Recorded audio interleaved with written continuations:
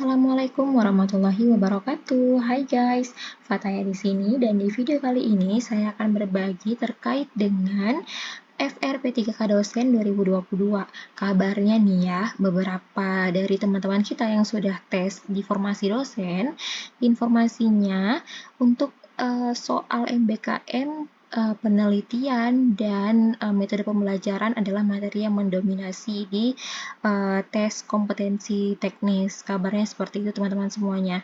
Jadi di video kali ini saya akan membedah ya, akan memberikan informasi terkait dengan program MBKM. Jadi satu-satu saya jelaskan dulu ya teman-teman semuanya.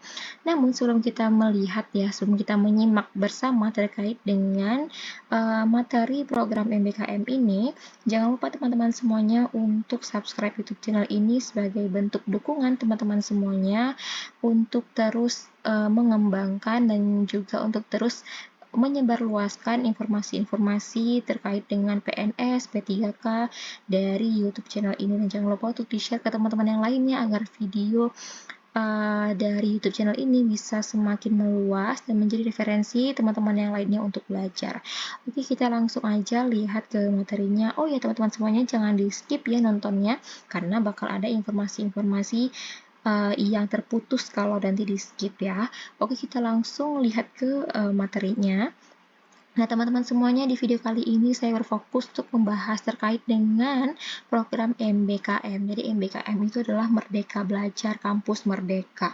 Nah, di video ini saya mengambil dua landasan ataupun dua rujukan utama terkait dengan MBKM, yaitu terkait dalam Peraturan Menteri Pendidikan dan Kebudayaan Republik Indonesia Nomor 3 Tahun 2020 tentang Standar Nasional Pendidikan Tinggi. Itu terkhusus ya, tercantum dalam pasal ke-18. Jadi nanti teman-teman bisa cek terkait dengan peraturan ini. Jika memang nanti untuk memudahkan teman-teman semuanya, saya bisa share di link deskripsi, nanti bisa dicek ya. Kemudian untuk landasan yang kedua, saya mengambil dari informasi yang tertuang dalam buku Panduan Merdeka Belajar Kampus Merdeka. Nanti saya juga akan share PDF-nya dan saya akan taruh link deskripsinya di bawah. Bisa dicek nanti ya. Oke, kita langsung lihat ke selanjutnya. Nah, ini teman-teman semuanya secara khusus ya, terkait dengan program MBKM itu sudah dijelaskan dalam buku panduan ini, teman-teman. Jadi ada buku panduan Merdeka Belajar Kampus Merdeka. Nah, jadi teman-teman semuanya, di video ini saya akan menjelaskan terkait dengan gambaran umum yang berkaitan dengan MBKM ya. Jadi nanti terkait dengan jenis kegiatan-kegiatannya itu secara lebih lanjut teman-teman bisa cek dan bisa dipelajari dalam buku panduan ini ya, karena pasti setiap setiap prasyaratnya, setiap kebijakan-kebijakannya itu kemungkinan besar akan ditanyakan ketika tes P3K berlangsung. Oke, kita lihat selanjutnya. Teman-teman semuanya perlu diketahui bahwa Merdeka Belajar Kampus Merdeka itu merupakan salah satu kebijakan dari Menteri Pendidikan dan Kebudayaan Nadiem Makarim. Oke, jadi teman-teman semuanya, Nadiem Makarim ini membuat program MBKM, di mana MBKM ini dibentuk untuk mendukung tidak hanya mendukung akademisinya si mahasiswa, tetapi juga mendukung minat ataupun skillnya si mahasiswa ya. Jadi teman-teman semuanya, MBKM ini salah satu program kebijakan yang yang diusung gitu ya di MBKM. Itu adalah hak belajar 3 semester di luar program studi. Jadi program tersebut merupakan amanah dari berbagai regulasi atau landasan hukum pendidikan tinggi dalam rangka peningkatan mutu pembelajaran dan lulusan pendidikan tinggi. Jadi teman-teman semuanya, di MBKM ini sangat mendukung keberlangsungan proses pembelajaran untuk mahasiswa selama 3 semester. Jadi mahasiswa itu diberikan kebebasan untuk memilih pembelajaran ataupun mata kuliah ataupun kegiatan yang mendukung minat ataupun skillnya gitu ya. Nah, untuk selanjutnya teman-teman semua terkait dengan hak belajar 3 semester di luar program studi itu adalah landasan hukumnya nih teman-teman semuanya. Nah, ini dia. Untuk landasan hukum MBKM, nah ini tertera dalam 9 jenis peraturan dan juga undang-undang. Nanti bisa dicek nih masing-masing undang-undang ini dan peraturan-peraturan yang ada ya. Jadi keseluruhan ini sangat mendukung program MBKM terutama ya terkait dengan Undang-Undang Nomor 20 Tahun 2003 tentang Sistem Pendidikan Tinggi. Kemudian juga tentang pendidikan tinggi yang tertuang dalam Undang-Undang Nomor 12 Tahun 2012. Kemudian juga dalam penyelenggaraan pendidikan tinggi dan pengelolaan perguruan tinggi di Peraturan Pemerintah Nomor 4 Tahun 2014. Juga berkaitan dengan KKNI. Jadi keseluruhan peraturan-peraturan ini sangat dibutuhkan dan sangat mendukung program MBKM ini berlangsung, bahkan dijadikan sebagai landasan hukumnya teman-teman semuanya ya. Jadi silakan dilihat, silakan dibaca, dan silakan diingat. Oke, jangan sampai nanti ketika muncul soal seperti ini teman-teman sudah tidak familiar gitu ya dengan soal yang berkaitan MBKM. Oke. Kemudian, ini dia teman-teman semuanya. Sebetulnya kampus merdeka itu apa sih? Nah, kampus merdeka itu adalah kebijakan yang dikeluarkan oleh Kemendikbudristek dengan memberikan hak kepada mahasiswa untuk mengambil mata kuliah di luar program studi selama 1 semester dan berkegiatan di luar perguruan tinggi selama 2 semester. Jadi totalnya adalah 3 semester teman-teman ya.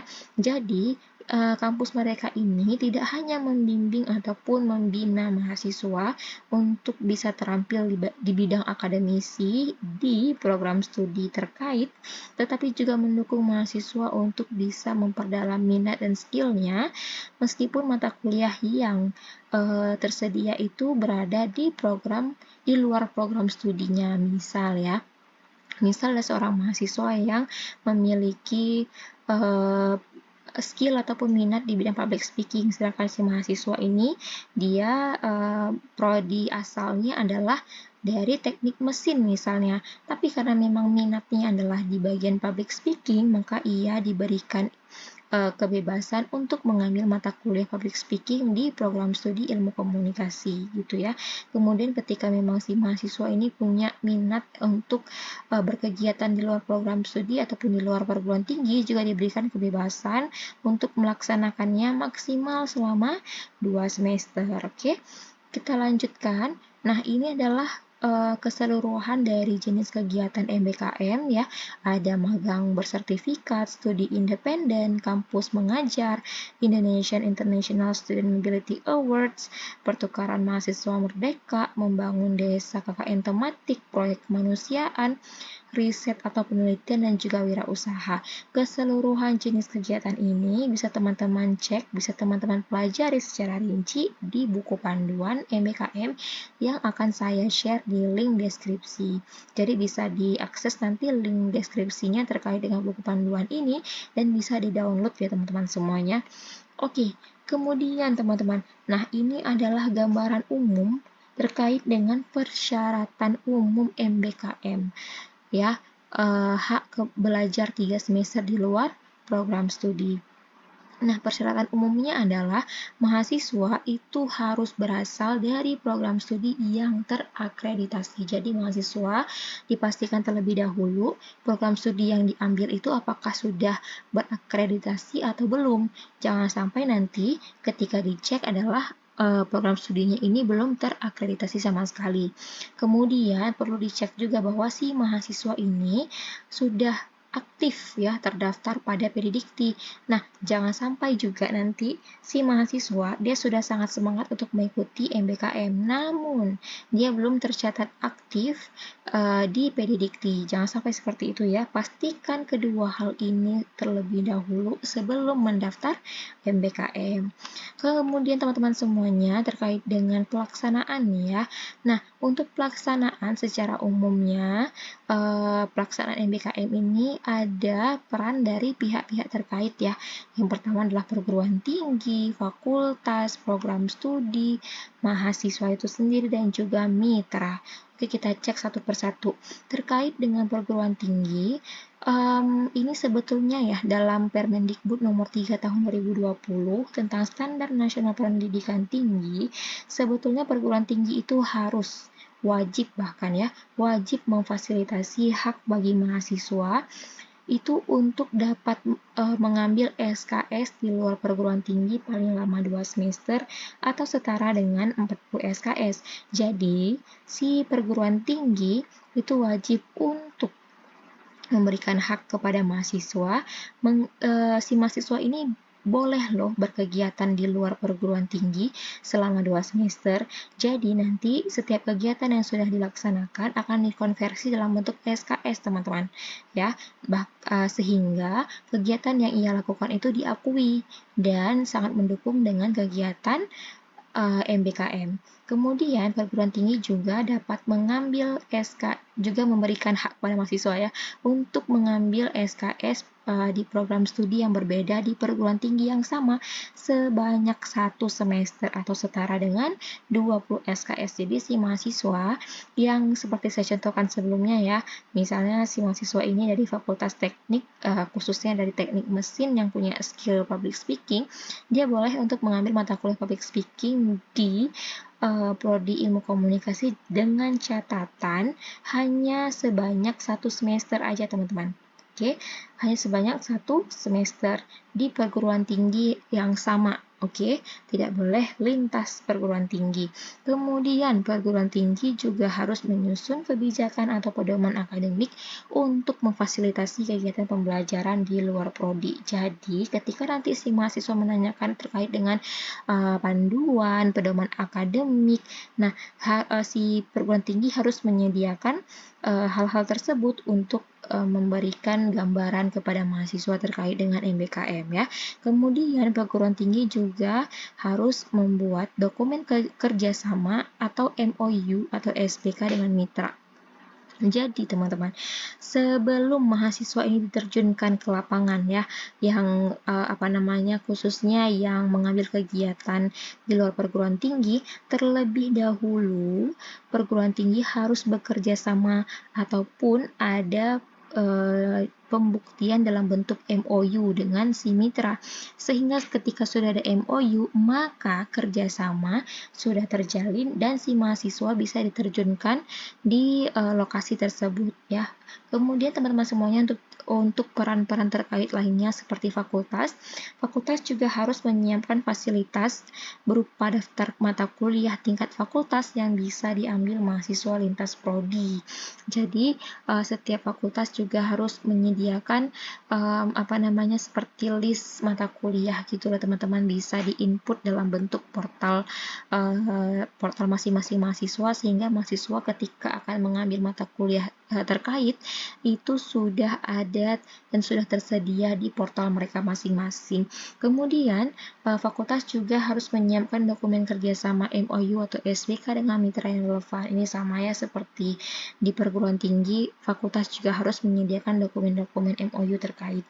Kemudian teman-teman semuanya, untuk program studi, nah pihak program studi atau pihak prodi, mereka wajib untuk menyusun atau menyesuaikan kurikulum dengan model implementasi kampus merdeka. Jadi, untuk mendukung MBKM itu, program studi wajib untuk menyusun kurikulum dalam bentuk mata kuliah. Ya, harus disajikan kira-kira mata kuliah apa yang sekiranya bisa mendukung implementasi MBKM. Kemudian program studi juga harus memfasilitasi mahasiswa yang akan mengambil pembelajaran lintas prodi dalam perguruan tinggi. Jadi, jangan istilah kasarnya adalah jangan dikekang mahasiswa yang akan ataupun yang ingin mengasah minatnya dengan mengambil mata kuliah di lintas prodi. Jangan dikekang sama sekali ya, tapi dukunglah mereka dengan menawarkan berbagai mata kuliah yang sekiranya bisa mendukung minat dan juga skill mereka lebih dalam lagi gitu teman-teman semuanya. Kemudian lakukanlah ekuivalensi mata kuliah dan kegiatan pembelajaran luar prodi dan luar perguruan tinggi. Kemudian jika ada mata kuliah atau SKS yang belum terpenuhi dari kegiatan pembelajaran luar prodi dan luar perguruan tinggi, disiapkan alternatif mata kuliah daring. Ini boleh teman-teman ya. Alternatif mata kuliah daring ini khusus untuk pemenuhan kegiatan pembelajaran luar prodi dan luar perguruan tinggi.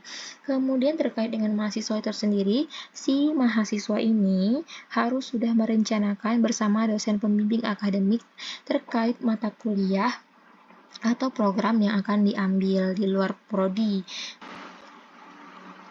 Nah, jadi si mahasiswa ini dia harus merencanakan sekiranya apa nih mata kuliah ataupun program yang sesuai dengan minatnya dia ya, harus direncanakan terlebih dahulu dengan si dosen pembimbing akademik. Kemudian mahasiswa juga harus mendaftar program kegiatan luar prodi tersebut, harus didaftar terlebih dahulu ya. Dan biasanya ini melalui prodinya terlebih dahulu.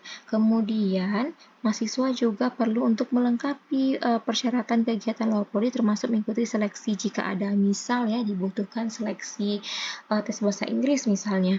Jadi mahasiswa harus memenuhi seleksi itu dulu baru bisa mengikuti MBKM ataupun mengambil mata kuliah dan juga program di luar prodinya gitu.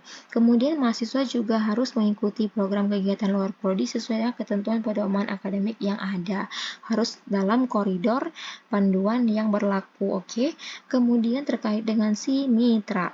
Mitra itu sudah pasti harus membuat dokumen kerjasama terlebih dahulu dengan perguruan tinggi, dengan fakultas dan juga program studi. Jadi ketika hal ini belum dilaksanakan, maka seluruh rangkaian MBKM ini belum bisa dilaksanakan teman-teman. Jadi ruhnya itu adalah kerjasama ini dulu teman-teman. Oke, kemudian melaksanakan program kegiatan luar prodi sesuai dengan ketentuan yang ada dalam dokumen kerjasama MOU atau SPK. Jadi ketika sudah ada kerjasama ini, maka sudah siaplah mahasiswa untuk diterjunkan ke lokasi mitra. Sekiranya itu aja dulu teman-teman semuanya terkait dengan MBKM ya. Jadi untuk lebih rincinya terkait dengan jenis kegiatan program MBKM bisa dipelajari secara rinci di buku panduan yang sudah saya jelaskan tadi teman-teman semuanya, dan nanti saya akan sertakan linknya di deskripsi dan bisa di-download di sana ya. Oke teman-teman semuanya, itu aja dari saya di hari ini. Selamat berjuang, semoga tahun dan rezeki teman-teman semuanya. Semoga video-video saya membantu teman-teman dalam menjawab soal, dan saya doakan semoga teman-teman lulus menjadi P3K dosen ataupun ASN P3K dosen di tahun ini. Sampai berjumpa di video selanjutnya. Saya akhiri. Assalamualaikum warahmatullahi wabarakatuh.